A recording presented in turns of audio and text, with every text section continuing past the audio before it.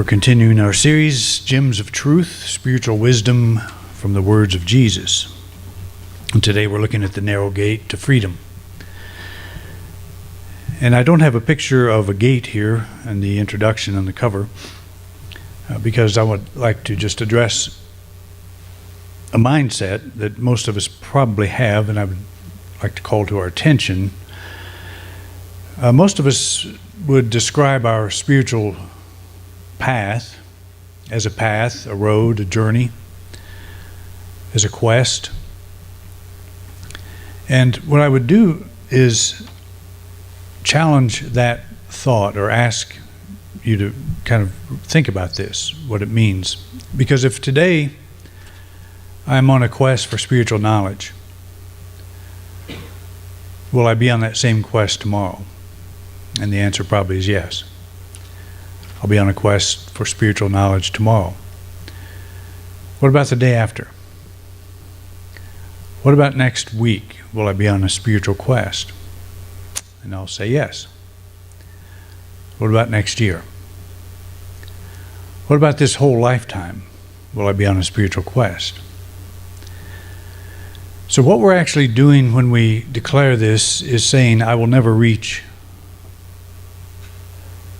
the goal of my quest, because I'm defining myself as always being on a spiritual quest. What I think we would profit from is beginning to say, I am now in the presence of pure being. My soul is complete. I am in the presence of all that I could possibly want. That which I'm seeking is here. Take yourself off the highway. Take yourself off the quest. And begin to think of yourself as already being in the presence of God. And think of yourself as you're standing here, and upon you is being pressed all of the wisdom, all of the love, all the power, all the life that is God. You don't go somewhere to find more of something that's lacking here. But if we have this mindset that I'm on a quest, I'm here, but I need to be there someplace, we're telling ourselves we'll never arrive. If you wanted to arrive in a completed universe, or a universe that works, wouldn't you already say you're there? And we say, of course, the universe is expanding, and that's our perception today, that it is. But doesn't the universe work? Aren't I not already in one that works? One that's working? Or am I waiting, for everybody to join hands and, throw their arms around each other and say that's when the universe will start working? What I'm saying is we often, in a very subtle way, put out of our reach the very thing that we're affirming that we're after. If you're on a spiritual quest today, you'll be on a spiritual quest tomorrow. You're not going to say tomorrow, oh, I finally found it. You don't have to say you found it, but begin to say, I know where it is. I know who I am. I know what I am. I am an expression of the infinite, an expression of God, and I'm in it now.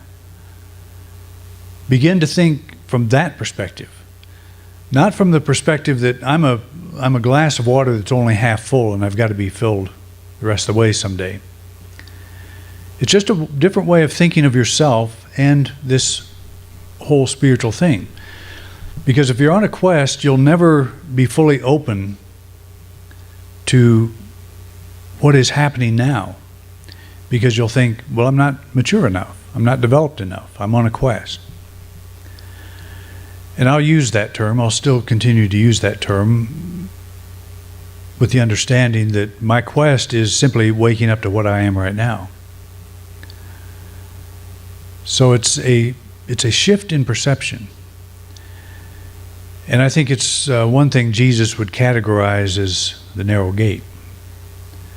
So it's just kind of a preface to what I want to talk about today. It's a mindset, a shift in the way we think of ourselves. If you look at basically the whole population, if you look at the religious community, and probably all religions, I don't think there's any religion out there that has said, we've arrived, we're now in the kingdom of God. The only person I recall ever having said that was Jesus. From then on, because we missed that message, we're saying, well, he's got to come back. The day will come when he comes back, and then we'll get on with it. The Jews are still waiting for their Messiah. The Hindu sees this as a constant cycling of going from one life to another, evolving hopefully through the whole process, getting someplace in the future where we are not now. But Jesus said, don't say low here, low there. It is. It's not low here, low there. It's within you. It's here. As the Gospel of Thomas has him say, the kingdom of God is spread out upon the earth and men do not see it. It's a very important shift in perception that we have, because if you keep identifying yourself as incomplete, as being on this quest, meaning I'm here but I need to be there, it's sending a message to yourself that you cannot grasp the truth of what's here. Does that make sense? You don't have to just drop it all in one day, but think about this. Because we're all telling ourselves we're not complete, and we never will be. We perceive this as a thing that happens sometime in the future. You've got to be pretty good to exist.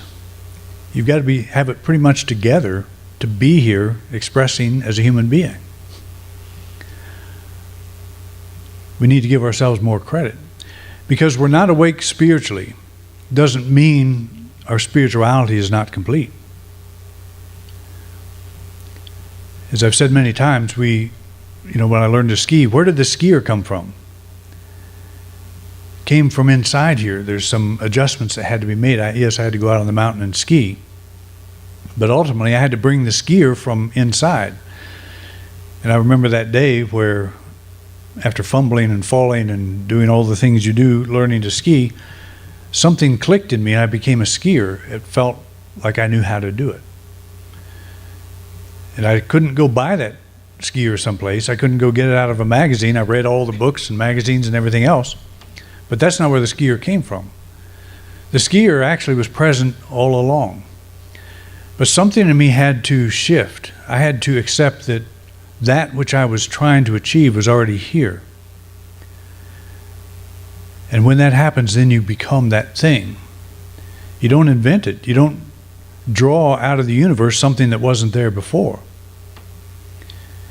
You pull upon energies that are here now and you align them by your acceptance of this is true. I am now in the presence of God. I am an expression of God. There's nothing that I lack in any way whatsoever. I am a complete spiritual being.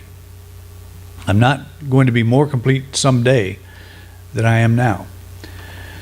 So if you're thinking of your spiritual interests as a quest or a journey, I would just challenge you to look at that and think about what that means as you describe it. Maybe you don't actually articulate that in that way, but it's an attitude most of us have, which is why we're looking for that next great book or that next great teacher.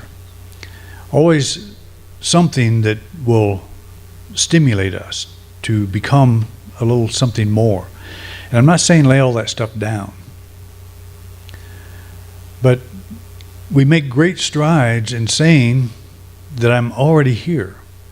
I'm already in the presence of God. The whole presence of God is pressing in upon me now. If I'm saying it's not, then my mind is not open to that truth. I think the difference between Jesus and the average person is he got that. That he said his Father works and he works. It's like a conscious union with what's happening. And most of us run around, busy with our lives, waiting for something to answer a prayer or to fulfill a dream or something. We don't stop doing that. But it's not what we stop doing, it's what we start doing that's important. It's that shift in perception. It's all here right now.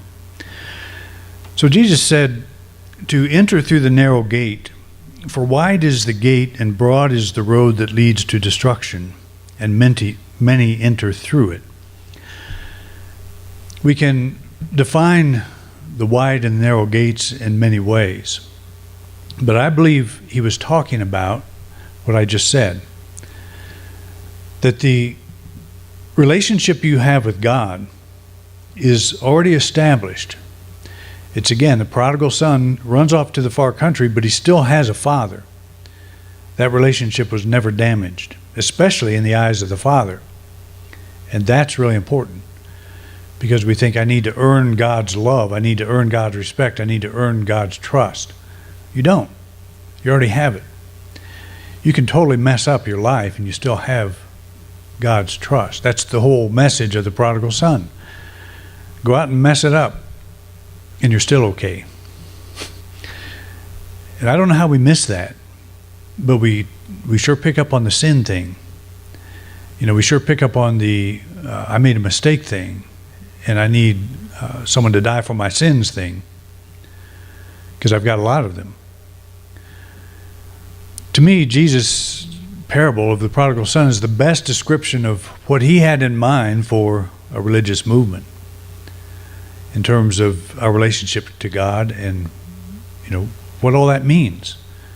There's no condemnation whatsoever. Even if we forget who we are, and we all have, we're not condemned by that. We're only condemned by that forgetting. We're not punished for our sins, we're punished by them, as someone said. It's a good way to think of it. God's not out to get us. God already has us. God doesn't have to get us. We are God's. Apostrophe S. We belong to God. We're expressions of the infinite. We're already there. And I think that's what the narrow gate is. It's the realization that all the things that we think we're supposed to be are probably false. That from God's perspective, we are the perfect, excellent means of expression. Even if we have forgotten, even if we have blocked that expression, we're still it. And all it takes is a shift in perception. The realization that I am all that I need to be at this moment. It doesn't matter if you don't feel like you're all that you need to be. Do you think the prodigal son felt like he was all that he needed to be when he was out starving to death? But from the Father's point of view, and this is how we have to think of this, is my son something less than he should be? He's all that he needs to be. All he has to do is come home. The Father didn't say he's got to earn all the money that he spent back. He's got to pay me back. He's got to fix all the problems that he created by spending his inheritance. He put absolutely nothing on the son. And his attitude is, come back. You're welcome anytime. Doesn't matter. So is that how we have been trained to think of God? And I would say no, we haven't. We've been trained to think, well, I'm a sinner. I've got all these problems, this baggage. I'm not good enough. It's by grace that I'm saved. But is that how God thinks? Our religion should be based on how God thinks, not how we think. Because we will mess it up. Totally. And we have. We've created so many hurdles that no one can jump through. But God didn't create these hurdles. That's the important thing. And that's the narrow gate. Think like God would think. Am I okay the way I am? Yes. Why am I struggling so hard? Because you're an idiot.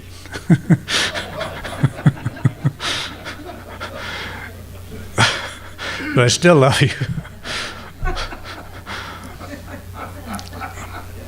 There must be a devil, because somebody made me say that.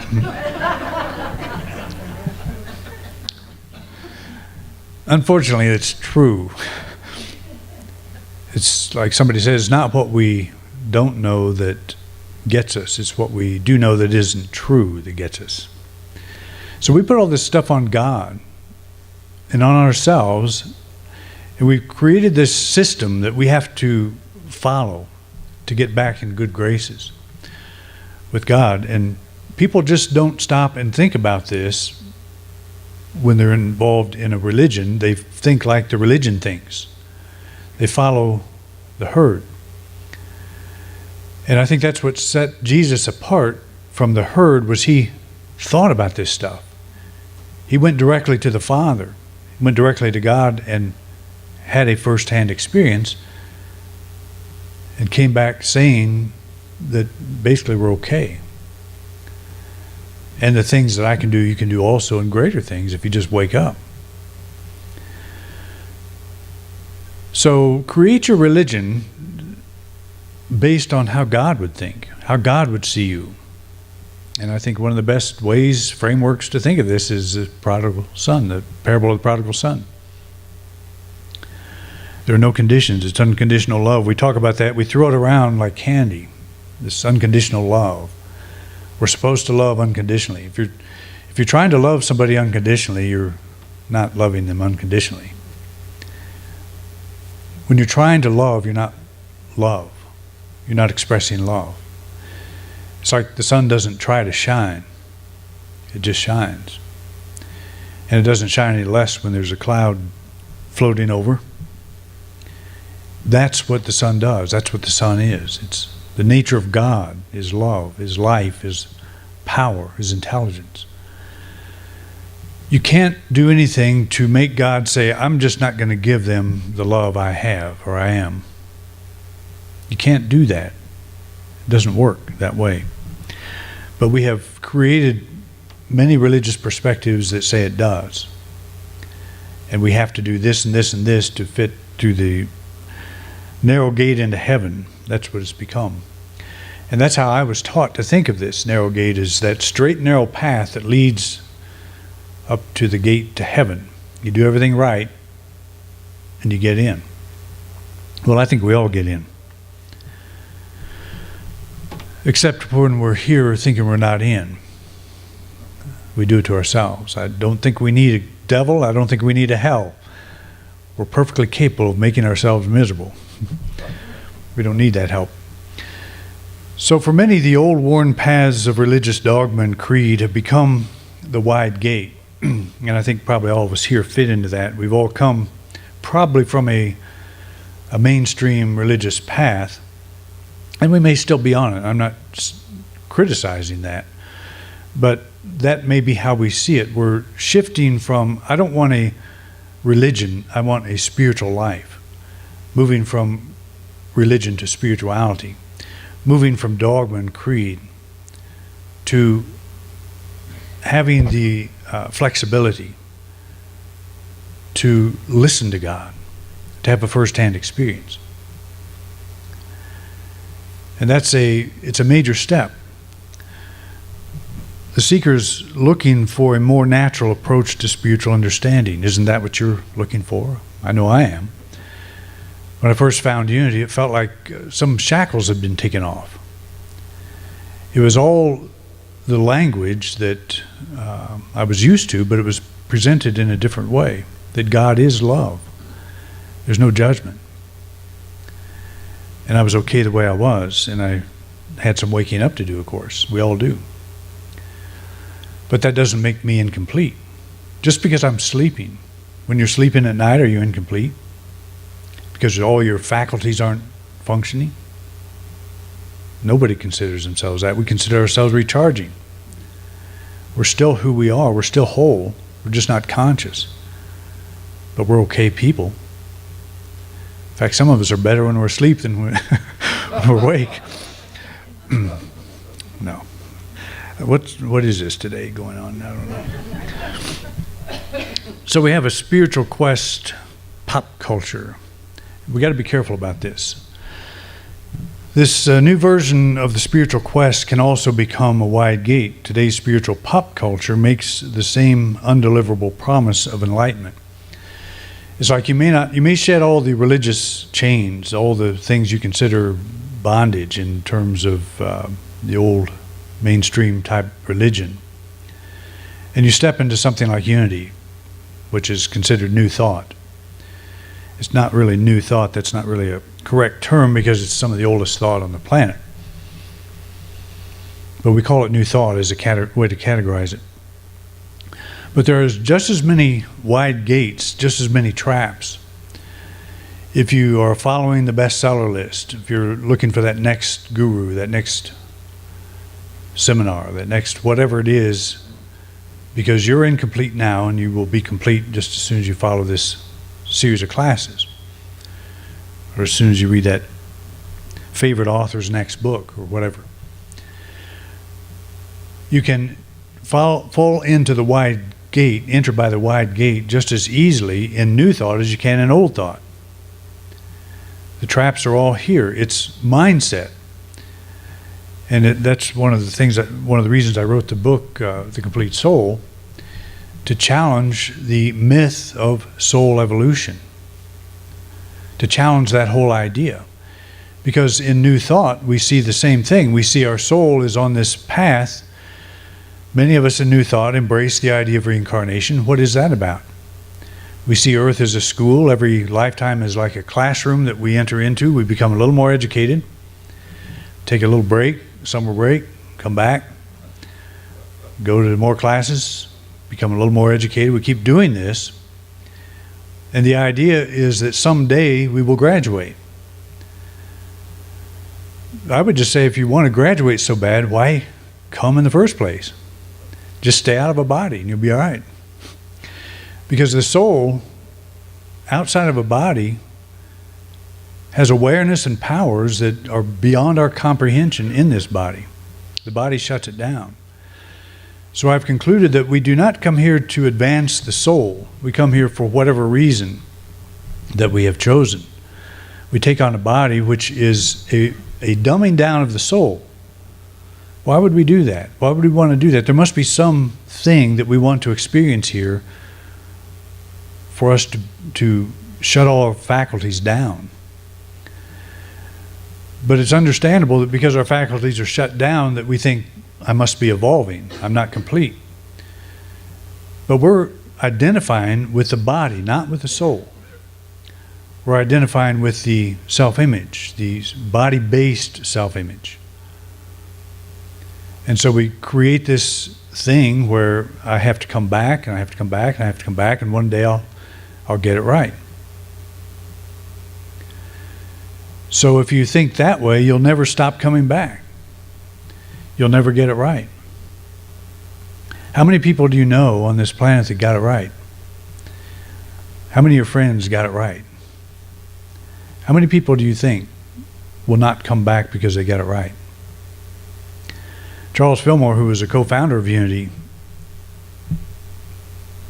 believed that we could stay in the body forever. But he died, so he didn't get it right. He said he will come back and get it right next time. I don't think so. I could be Charles Fillmore for all I know. I don't think I've got it totally right. I think I'm getting it right. But you see how that can be a trap? We can get stuck in this idea that I don't have it right, so I'm in this school. And I got to keep coming back. So let's get out of the school. Let's say I'm here in this fully functioning universe now. There's no place I need to go, no place I need to get to. I start by realizing that I have the mind that will perceive the fullness of God right now. I don't need to evolve that mind, I've already got it. It's not like tool making or something that we look at in human development where we see, well, we started using fire here, we started making tools here, we created the screw gun here, so we must really be advanced. We think in those terms, but even from a physiological point of view, the human being that started using fire was pretty much the same brain and structure that we are today. The difference probably was they were more spiritually aware than we are, because we have too many toys, we have too many distractions, too many things outside of ourselves to lose ourselves in. And we get away from the underlying reality that is God. So, because you shift from mainstream thought to new thought, call it whatever you will, doesn't mean that you're not going through the wide gate.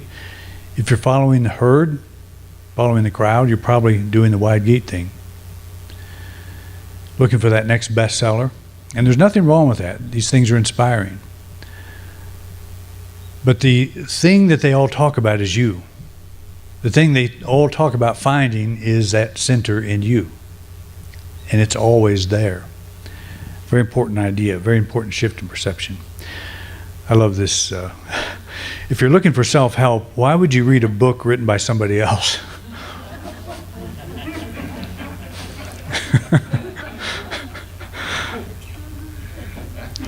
He's got that look on his face, too, that only George Carlin could have. So that's kind of says what we're doing now. I mean, what we can be doing even in the New Thought movement. We're looking for self-help, which means self-improvement. And so we read the works of others. If you want to have a first-hand relationship with God, there's only one place you can get it. You have to go through that narrow gate and find it in yourself. And you say, well, my mind's so busy I can't do it, I'm not evolved yet. Keep telling yourself that and you'll never get there. But you're already there. I'm already there. This is the shift that we want to make, the narrow gate. To label our search a spiritual quest, a search for something, is to guarantee that we'll never arrive. What we're trying to grasp with our head, intellect, the heart has always known. That's what's important to remember. When you read that great book, why do you like it? You like it because it resonates with what you already know is true. So why don't you believe what you already know is true? That's our question. Why do we have to have it affirmed by someone else? We get to the point where we don't. We pick up the next book and it says what we already know. And what we like in this book, we like because something in us that agrees with what we like responds. So that in us which agrees with what we like is already there. We just haven't brought it to the surface. So you can't bring it to the surface by thinking about it. You bring it to the surface by being still and saying it's already here and it's now coming forth. That's affirmative prayer. That's accepting, believing that you've already received what you're asking for. If you don't believe you've received it, your mind's not open to that. You say, I'm evolving, I'm here, I need to be over there someplace. So you can't accept the answer you're looking for if you have that structure, that mindset. So we want to get rid of that. That's the narrow gate. There's a legend, and you probably have heard about it, where the humankind was once free and they started abusing their freedom, so the gods all looked at this and said, well, we're going to take the freedom away. We're going to hide it someplace. And they debated on where to hide it. One said we should hide it deep in the earth, and all of them thought about it for a while, and they said, no, they'll dig it up eventually. They'll find it. Another said to hide it in the sea. We can't get to the depths of the sea at this stage, so they'll never find it there. And another one said, yeah, they will. Humankind will get to the bottom of the sea someday. They'll find it. How about high on a mountain? No, that won't work because they will do that too, or in outer space. Impossible. They'll get out there eventually. So the most brilliant of the gods said, I know where we can hide it, where they'll never look. Where's that? Within. So it's a pretty good story. Somebody's recognized this for a long time. We look everywhere but where the answer actually is. So the gem of truth in Jesus